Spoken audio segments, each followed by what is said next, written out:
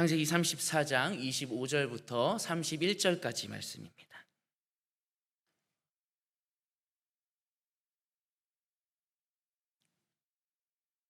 창세기 34장 25절부터 31절까지 말씀 우리 한 절씩 교독하여서 읽도록 하겠습니다.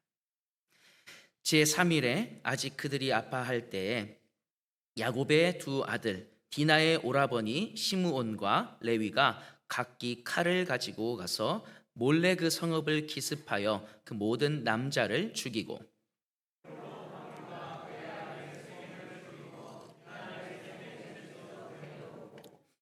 야곱의 여러 아들이 그 시체에 있는 성읍으로 가서 노략하였으니 이는 그들이 그들의 누이를 더럽힌 까닭이라.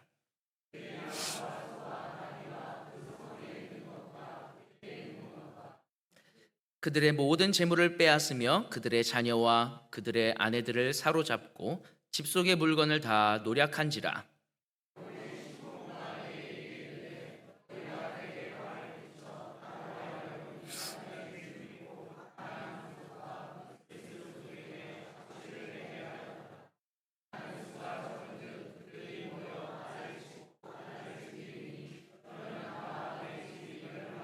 함께 읽겠습니다. 그들이 이르되 그가 우리 누이를 장녀같이 대우함이 옳으니까. 아멘.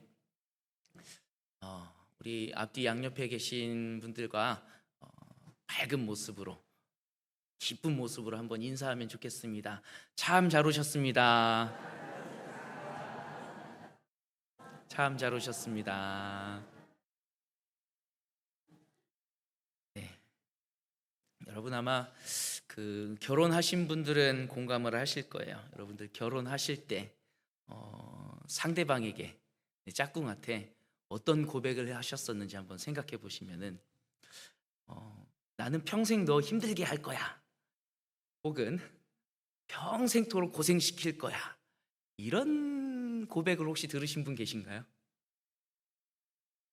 안 계실 거예요, 그렇죠?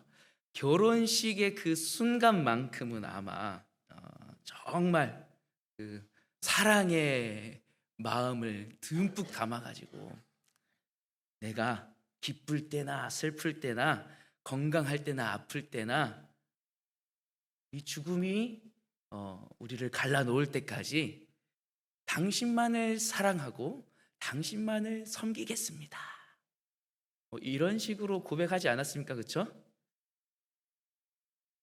아닌가요?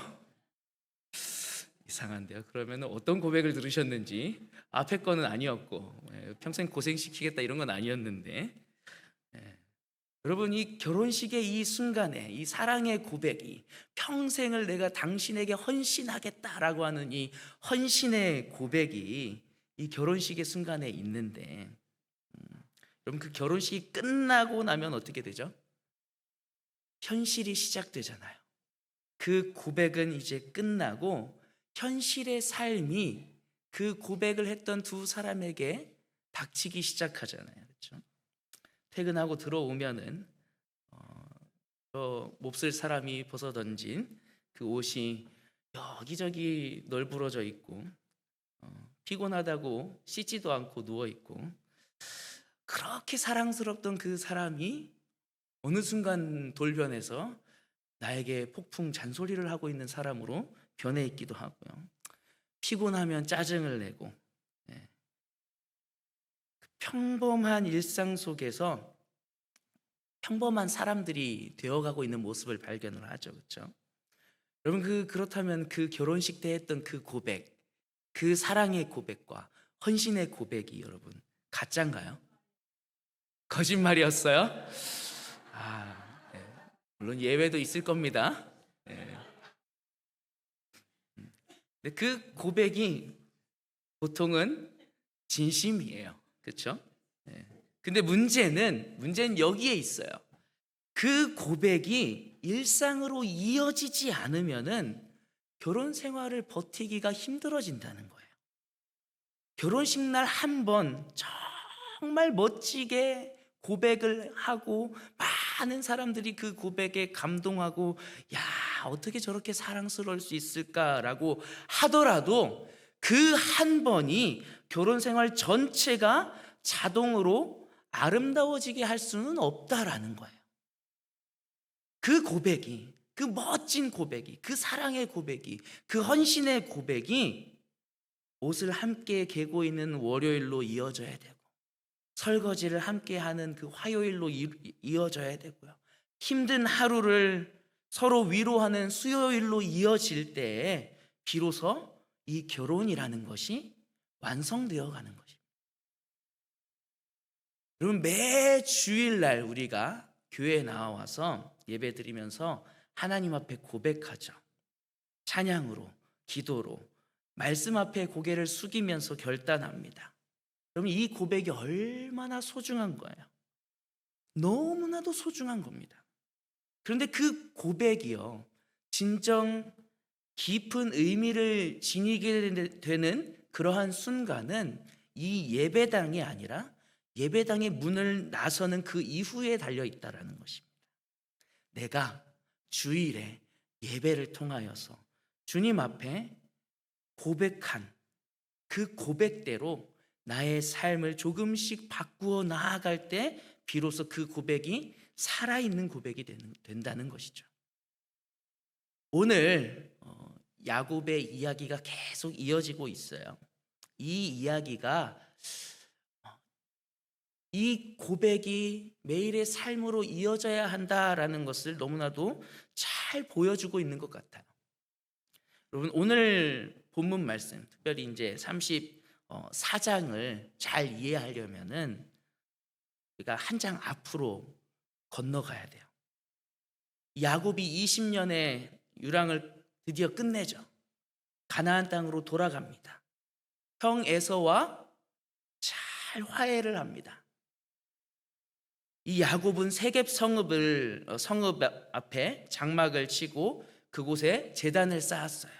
그리고 33장 20절에서 이런 고백을 하나님 앞에 드려요. 엘 엘로헤 이스라엘, 엘 엘로헤 이스라엘. 하나님, 이스라엘의 하나님. 여러분, 이스라엘이 누구예요? 자기 본인이에요. 여기에 담겨 있는 고백은 하나님은 나의 하나님이십니다 라는 고백인 거예요. 여러분, 이 야곱이 이스라엘이라는 새로운 이름을 받은 지 얼마 되지 않았습니다. 형 에서를 만나기 전에 야복강에서 그 이름을 받게 되죠. 그렇죠? 그 이름을 받고 새 이름을 받고 새로운 삶을 허락하셨어요. 그 새로운 삶이 이루어지는 것의 증거가 에서를 만났을 때 에서와 다투지 아니하고 그와 화평을 이루는 것을 통하여서 하나님께서 그와 함께 하심을 다시 한번 누리게 되는 거죠. 그래서 이제 그 이름 위에 제단을 쌓고 있는 거예요. 야곱이 하나님, 이스라엘의 하나님이십니다 라고 고백하면서요. 하나님은 나의 하나님이십니다 라고 고백하면서요. 하나님이 나와 함께 하여 주셨습니다. 하나님께서 하나님의 약속을 나에게 이루어 주셨습니다. 고백하면서요. 그럼 너무나도 아름다운 고백이 여기 담겨 있는 거예요. 너무나도 귀한 고백이 여기 담겨 있는 거죠. 여러분, 근데 이 고백이 있은 직후에 일어난 게 34장이에요. 34장에서 이 야곱의 딸 디나에게 너무나도 버티기 힘든 일이 일어나죠. 여러분, 우리가 아무리 멋진 신앙 고백을 하여도요, 우리가 아무리 멋지게 주일 예배 하루를 잘 드렸어도요, 그 다음에 우리의 삶에는 여전히 계속해서 올 것들이 온다는 거예요. 멋진 신앙 고백 후에 분명히 찾아오는 현실이라는 게 있다라는 것이죠. 이 야곱의 신앙 고백 이후에 현실이 찾아왔습니다. 세겜의 족장의 아들이 디나를 강간하죠. 그리고 이 사건을 수습하겠다면서 혼인 협상이 진행이 돼요. 세겜 사람들이 할례를 받는 조건으로 그들이 이 결혼을 시키겠다라고 얘기를 한 거죠. 여기까지가 오늘 본문의 배경인 거예요. 이 사건을 처리하고 있는 야곱 가문의 사람들을 한번 보면은요, 이 사람들이 과연 하나님, 이스라엘의 하나님이라고 고백한 사람들이 맞는가라는 생각이 들어요. 먼저 이 디나가 이런 너무나도 수치스러운 일을 당한 것에 대해서 이 디나의 오라비들은 굉장히 분노합니다. 그럼 여기서 분노하는 것은 너무나도 당연한 일이죠. 당연한 일이에요. 특별히 고대 근동에서 이 명예를 굉장히 중요하는 그 문화권 가운데에서 이것은 단순히 개인의 아픔이 아니거든요. 가문 전체에 대한 공격이었고 가문의 명예를 먹칠하는 일이 되었어요. 그래서 그 너무나도 아픈 일을 벌인 그 세겜의 아들에 대하여서 분노를 하는 것은 틀린 일이 아니었던 것입니다.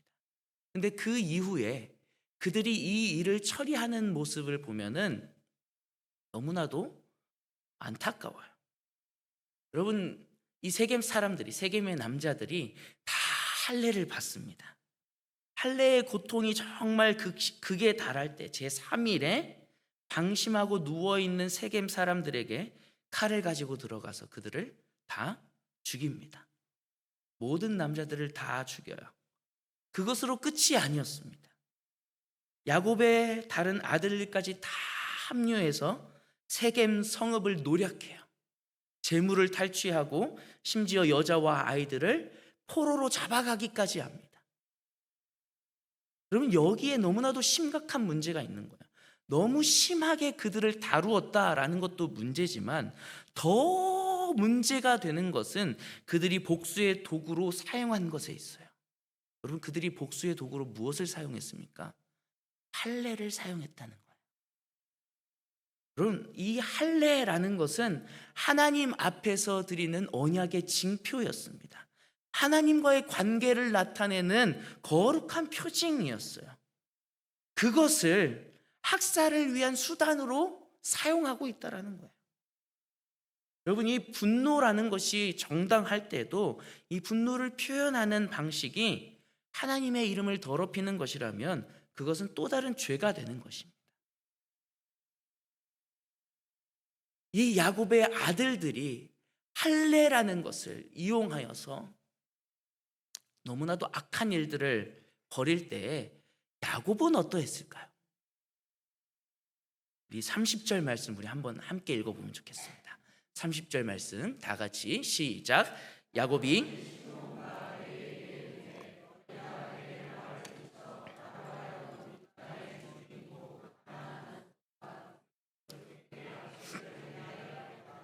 나는 수가 적은즉 그들이 모여 나를 치고 나를 죽이리니 그러면 나와 내 집이 멸망하리라.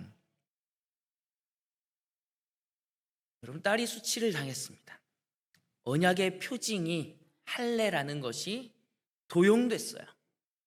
무고한 사람들이 학살되고 있습니다. 근데 야곱이 여기서 꺼낸 말은 나와 내 집이 멸망할까 두렵다. 이 야곱의 계산은 두려움의 계산이었어요. 생존의 계산이었어요. 여러분, 이 사건이 처음 터졌을 때, 디나가 처음으로 그 불명예스러운 일을 당하였을 때 야곱은 아무 말도 하지 않아요. 아니, 처음부터 끝까지 야곱이 무엇을 했다라는 것이 드러나지가 않습니다. 협상이 진행되는 동안에도 아무 말도 하지 않았고요. 학살이 끝난 이후에야, 이 일이 이렇게 크게 벌어지고 난 이후에야 처음 입을 열었는데 그 내용이 도덕적인 판단도 아니고 혹은 신앙적인 성찰도 아닌 이제 내가 죽게 되었구나 라는 생존 본능 하나밖에 없는 거예요. 그럼 바로 앞에서 하나님, 이스라엘의 하나님, 하나님, 나의 하나님이라고 고백한 야곱이 맞는지 의심스러울 정도예요. 바로 어제 하나님이 나의 하나님이십니다 라고 선언했던 야곱이 아닌 것 같아요. 하나님을 경험했고 하나님과 씨름했고 하나님께 새 이름을 받고 새 삶을 허락받았던 그 야곱이 정작 이 현실의 위기 앞에서는 두려움이 신앙을 다 눌러버리고 그것을 이겨내지 못하고 있는 것이었습니다. 그럼 이 야곱의 아들들이 가지고 있었던 이 혈기의 계산도 다 틀린 거고요. 야곱의 그 두려움의 계산도 틀린 것입니다. 이 본문에서 34장에서 신앙인답게 반응하고 있는 사람은 단 한 사람도 없어요. 엘로헤 이스라엘, 하나님, 이스라엘의 하나님이라는 이 신앙을 가지고 자기의 현실의 문제를 해결해 나아가고 있는 그러한 사람이 단 한 사람도 없었다라는 겁니다. 그런데 이 34장의 특징이 뭐냐면 하나님이 한 번도 등장하시지 않는다는 거예요. 너무나도 큰 일이 벌어지고 있고 하나님의 언약의 징표가 도용되고 있는 그 순간에 하나님이 안 계셔 보인다는 거예요. 하나님이 아무런 일도 하고 계시지 않는 것 같다는 거예요. 아무 음성도 들려주시지 않고 계시고요. 하나님이 어떠한 개입도 하고 계시지 않고요. 하나님이 이들이 하고 있는 일들 가운데 어떠한 판단을 하고 계시지도 않아요. 여러분, 근데 이건요, 하나님이 계시지 않다라는 것을 보여주는 것이거나 혹은 하나님이 그들을 버렸다라는 것을 보여주는 것이거나 혹은 하나님께서 더 이상 그들과 함께 하시지 않는다라는 것을 보여주는 본문이 아니에요.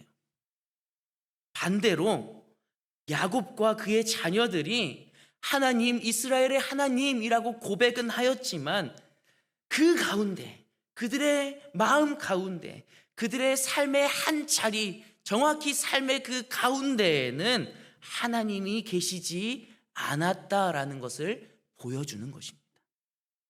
하나님이 계시지 않았다는 것이 아니라 그들의 삶에 하나님이 계시지 않았다는 거예요. 그들은 하나님의 중심으로 살지 않았다는 거예요. 말로는 큰 고백을 하였지만 그 고백이 그들의 삶에서 어떠한 것도 바꾸지 못하는 삶이었다는 것이죠. 여러분, 우리가 오늘 이 하루 주님 앞에 드리기 위해서 참 준비하고 애써서 하나님 앞에 예배를 드립니다. 우리 아가도스 찬양대 아까 드린 찬양이 얼마나 멋있고 얼마나 귀한 찬양입니까? 우리 코람데오 찬양단 찬양단이 주일에 하나님 앞에 찬양하기 위해서 토요일 날 미리 나와서 하나님 앞에 예배를 또 열심히 준비합니다. 지금 여기 앞에 앉아 계신 여러분들도 비슷할 거예요. 지난 한 주간의 삶이 어떠했든 내가 오늘은 주님 앞에 드리는 날이라고, 오늘은 온전히 주님께 드리는 날이라고, 그 마음으로, 그 고백으로, 그 신앙의 고백으로 여기 나오시지 않으셨습니까? 아니신가요? 여러분, 다 그 신앙의 고백으로 이 자리에 계시잖아요. 근데 여러분, 우리가 여기서 아무리 위대한 신앙의 고백을 우리의 가장 멋있는 예배의 모습으로 드린다 할지라도 그 고백이 매일의 삶으로 이어지지 않으면은 하나님은 우리의 삶의 이야기에서 보이지 않게 되는 거예요. 정확히 말하면은 우리가 하나님을 우리의 이야기 밖으로 밀어내게 되는 거예요. 이 야곱과 야곱의 가문의 사람들이 자신의 삶의 한 가운데에서 하나님을 몰아내고 가장 멋지게 드린 그 고백이 정말 아무것도 아닌 것으로 바뀌어져 있는 그들의 삶의 자리에 하나님은 놀라운 일을 행하십니다. 이 34장의 대참극이 다 끝나고 하나님도 없고 침묵만이 남아있는 그 자리에서 하나님이 먼저 다가와서 말씀하세요. 35장 1절에서 어떻게 말씀하시는지 한번 함께 보도록 하겠습니다. 35장 1절 말씀입니다. 시작. 하나님이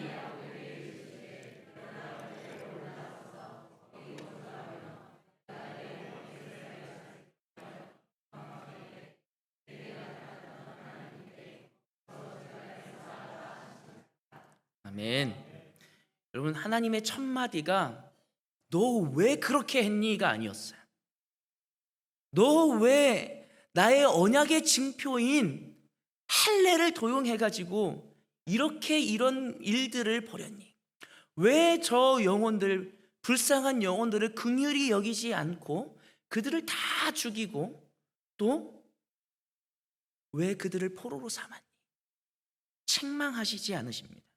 첫 마디가 베델로 올라가라. 베델로 올라가라라는 초청을 하고 계세요. 34장 내내 한마디도 하지 않으셨던 하나님께서 35장 첫 절에서 바로 나타나십니다. 하나님은 야곱의 이야기에서 사라지신 것이 아니었어요. 먼저 찾아오셔서 내가 너를 처음 만났던 그 베델로 다시 올라와라 말씀하시는 것입니다. 처음 만남의 자리, 그 베델로 올라와서 나를 만나주렴. 내가 너와 함께 하기를 원한단다. 멋들어진 신앙 고백 좋다. 그런데 그것이 말에 그치는 것이 아니라 이제는 나를 좀 만나주렴. 네 삶에서 내가 너와 함께 하고 싶단다. 이제는 나를 좀 만나야 하지 않겠니? 라고 하나님께서 하나님을 만나주지 않은 그 야곱에게 다가오셔서 먼저 내가 너와 함께 하고 싶다라고 말씀해 주고 계신 거예요. 결혼식의 서약이 월요일의 일상으로 이어져야 하는 것처럼 여러분, 이 베델의 만남은 세겜에서의 매일의 삶으로 이어져야 했습니다. 엘로헤 이스라엘의 이 고백은 위기의 순간에도 살아서 작동해야 했어요.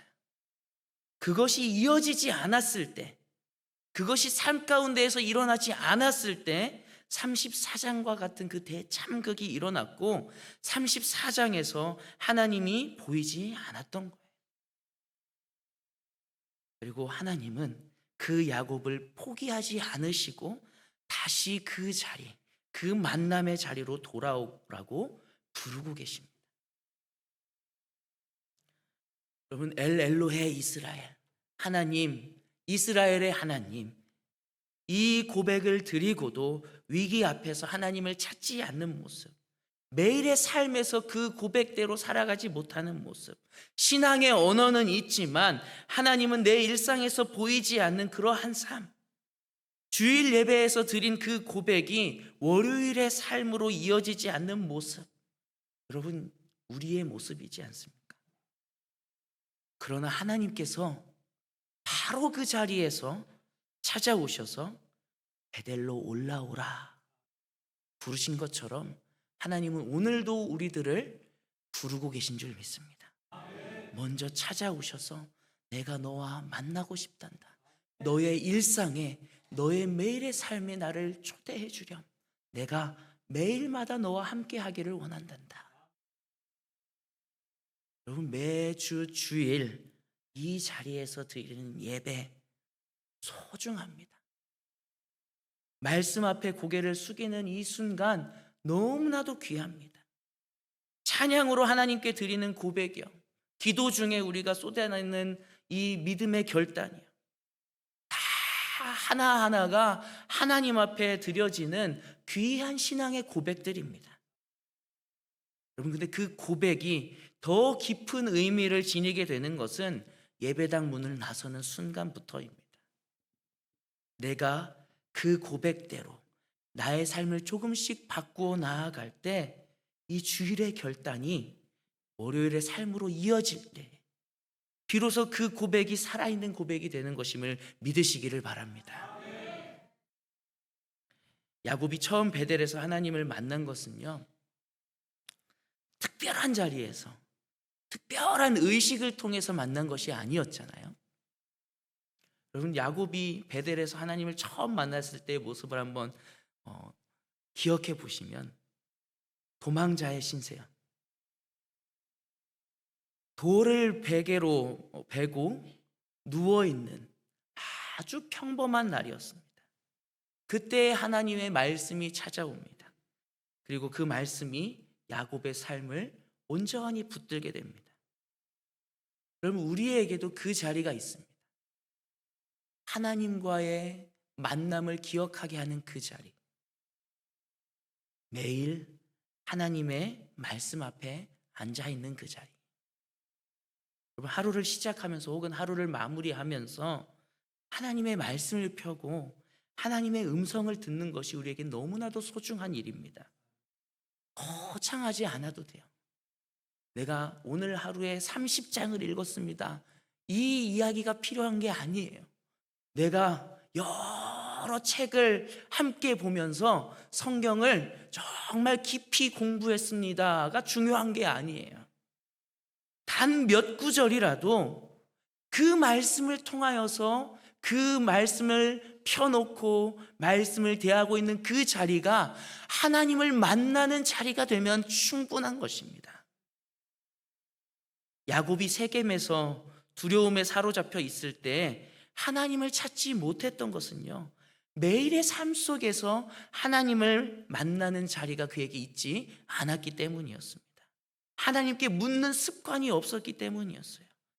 위기가 닥쳤을 때 하나님을 찾으려고 해도 그 통로가 이미 다 닫혀 있던 것이었습니다.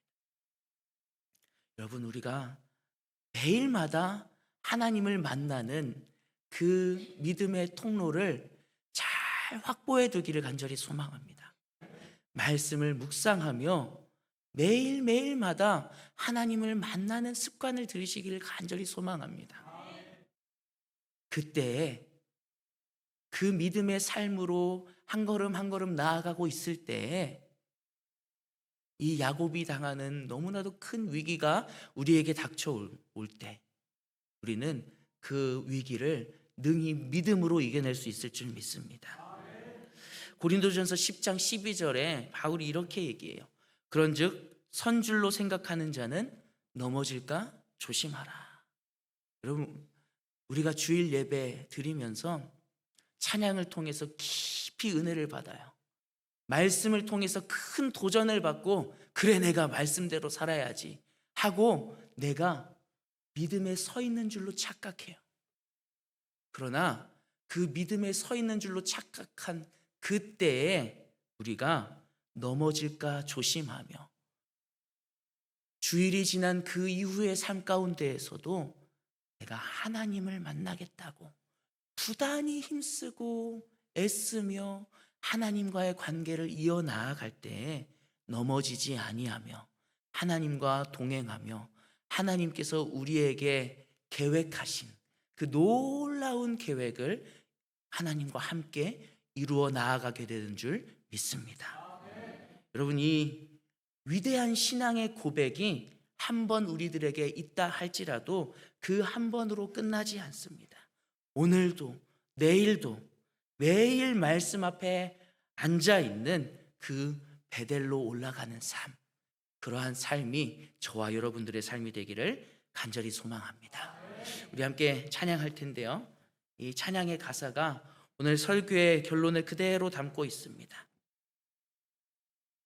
하나님, 이스라엘의 하나님이라는 이 선언도, 우리가 주일 예배를 통하여서 드리는 이 신앙의 고백도, 그것이 삶의 작은 일 하나하나 그 속에서 이어지지 않으면 우리는 34장에 실패한 야곱이 되고 맙니다. 그 이야기가 나의 이야기가 되지 않게 하여 주시옵소서. 매일매일의 삶의 아주 작은 것들도 하나님과 함께하며 하나님께 드릴 줄 아는 믿음의 삶을 내가 살아가게 하여 주시옵소서. 이 믿음의 결단을 하나님 앞에 함께 올려드리겠습니다.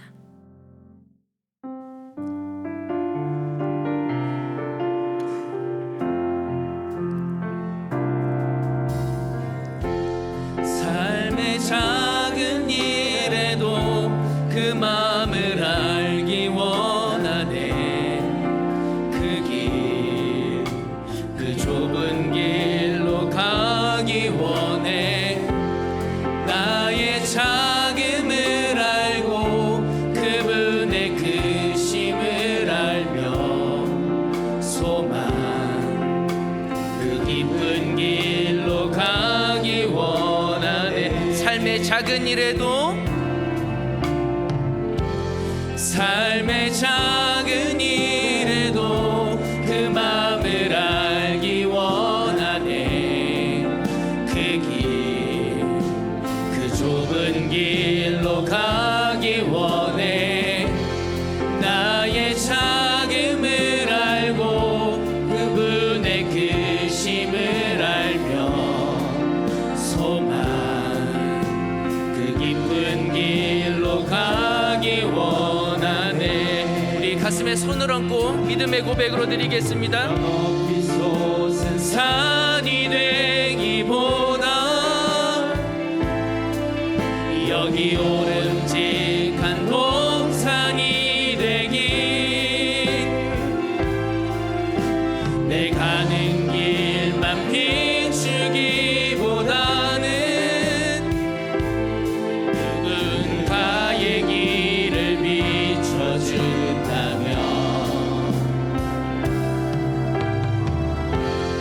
내가 노래하듯이 또 내가 얘기하듯이 살기, 난 그렇게 죽기 원하네. 삶의 한 절이라도 그분을 닮기 원하네. 사랑, 그 높은 길로 가기 원하네. 사랑, 그 높은 길로 가기 원하네.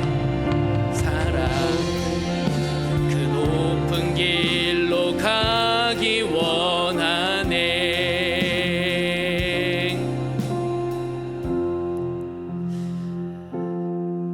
우리 함께 기도합시다. 주님, 이 주일의 예배가 내 삶으로 이어지게 하여 주시옵소서. 주일에 뜨겁게 주님 앞에 예배를 통하여서 고백했던 그 신앙의 고백이 월요일로, 화요일로 매일매일의 삶으로 이어지게 하여 주시옵소서. 매일마다 주님을 만나게 하여 주시옵소서. 매일마다 주님의 말씀을 가까이 하며 그 말씀의 자리가 하나님을 만나는 자리가 되게 하여 주시옵소서. 그리하여서 야곱의 삶에 너무나도 큰 일이 닥쳤을 때 그 위기가 나에게도 다가올 때 나는 그 위기를 하나님과 함께하며 이겨내게 하여 주시옵소서. 하나님과 함께하는 믿음으로 이겨내게 하여 주시옵소서라고 우리 이 시간에 주님 앞에 주님의 이름 크게 한번 부르고 다 함께 기도하도록 하겠습니다. 주여, 주님 감사합니다. 주님, 우리의 신앙의 고백이 이 주일 예배를 통하여서 드리는 아버지 믿음의 고백이 아버지 이 날로 그치는 것이 아니라 이 하루에 머무는 것이 아니라 매일매일의 삶으로 이어지기를 간절히 소망합니다. 주님 붙잡아 주시옵소서. 아버지, 오늘 예배를 통하여서 받은 은혜가 아버지 매일매일의 삶에도 이어지기를 간절히 소망합니다. 주님, 이 예배의 시간을 통하여서 주님 앞에 드린 이 믿음의 고백이 아버지 매일의 삶에서 이어지기를 간절히 소망합니다. 매일 주님을 만나게 하여 주시옵소서.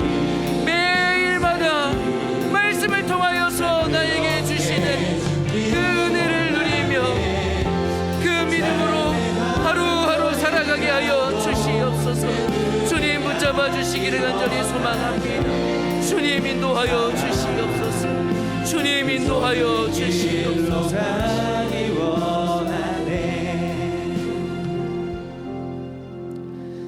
사랑의 주님, 이 주일 하루 예배를 통하여서 하나님 만나게 하신 은혜, 하나님 앞에 믿음의 결단을 내리게 하신 은혜,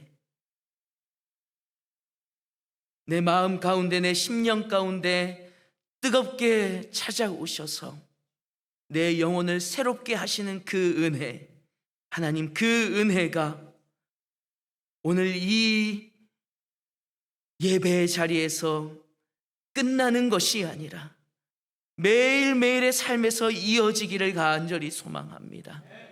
매일매일마다 하나님과 동행하게 하여 주시어서 매일매일이 내 삶의 고백대로 믿음의 삶이 이어지는 그런 귀한 은혜를 누릴 수 있도록 주님 축복하여 주시옵소서.